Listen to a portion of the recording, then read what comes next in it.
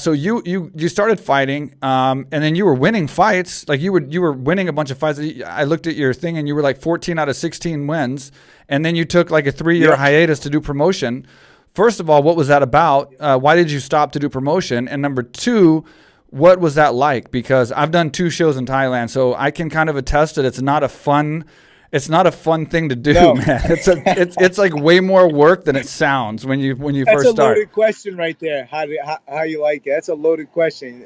But the reason how I got involved, because that's the thing, you don't graduate in high school. I didn't really know I wanted to be a fighter. Let alone a fight promoter. You don't say that leaving high school. Yeah. It just kind of happens. And the way it worked out for me was that same person, Dave George.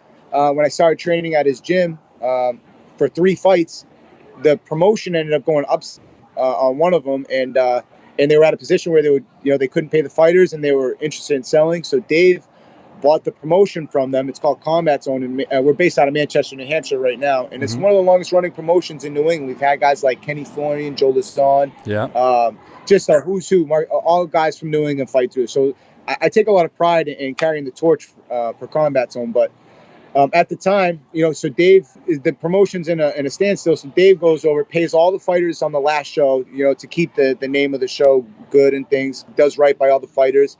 And then he takes over ownership. So I began fighting for Dave. I believe it was like 9 fights I fought for Dave George. I'm 9-0 at Combat Zone, home turf. I love it. I'm proud of it. Nice. And I take a lot of pride in fighting for Combat Zone and now taking over ownership. But eventually after Dave, I fought for Dave 9 times, and then I took over ownership when he was, sick of dealing with all the fighters. The way he put it, this is a funny-ass line he gave me before I took over. He goes, it's like 30 brides on their wedding day. Like the fighters. That's it. They just, I get it, man. It's tough. That's it. But you got to understand, man, locally, these guys don't have the best management. So you're chasing around usually individual fighters. Some of these guys don't have cell phones. You're trying to get medicals from them. They don't have help. It's a mess. So, that was in the early days. And so Dave was definitely happy to hand that off to me. But at the time, it was simple, man. I was losing 20 to 30 pounds every fight. I was fighting about twice a year. And Dave, I felt like, based off the numbers, was getting paid 4 times more than I was as the athlete, not cutting weight, front row cage side, watching the fights, enjoying them. This is what I'm seeing as a fighter. Yeah. And then he's making 4 times every show. So, think of the numbers. I'm like, it's tough going paycheck to paycheck, especially when they're really small and there's only 2 a year. So right. I wanted something. I believe I was 25, 26, and I wanted something that could, transfer the last 5 to 7 years that I put my life into and continue to train. And so I took over promoting, and I would, line my buddies or other gyms up with fights, and I drop off tickets to their gyms, and I get in some training with them. So like I never let go of fighting completely, but I definitely was put it on the back burner, and I didn't want to be the fighter, broke fighter fighting for money, right. Late into my career, and I just wanted to do something to have more of a stake in the game. So at 25, I believe I got into the ownership. But at that time, I've seen now Rob Font, right? It's funny how this all works out. So Rob and myself were like number 1 and number 2 in New England around the time that I bought the promotion and took the 3-year layoff. And he was at 45 at the time locally, a little heavier. Yeah. So we were going to probably compete against each other. But, Tyson pushing it away, the manager, and he wasn't interested in it. And then when I began promoting, that fight never happened. Rob gets to the UFC. And now I'm watching that, and I'm paying attention to the kid because we were kind of close to schedule to compete, and he's doing really well. He's getting finishes.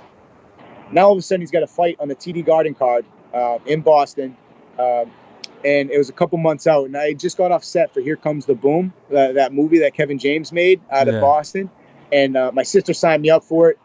During that set, I met Tyson, my now manager, right, and then around the same time that Rob had that fight coming up. And I just remember driving down 93 on my way back to the house, and I gave Tyson a call. I'm like, hey, listen, if anybody pulls out of that TD Garden card in Boston, and I'm still down to fight, it's on my bucket list. I never did it. And as naive as that was, because I hadn't competed in 2 years, and, they don't really want inactive fighters. So he ends up getting me 2 more fights locally. And then fast forward, 2 years later, and I'm on the card at TD Garden with Rob Font and, Kyle Bochniak, another Boston legend. So yeah, it was pretty wild, man. So thankfully Tyson had that vision to, you know, keep me and Rob from fighting locally, but also the timing of buying the promotion was worked out to my favor. And now fast forward, Rob's my #1 training partner, and I couldn't have imagined fighting him. And Tyson's my manager.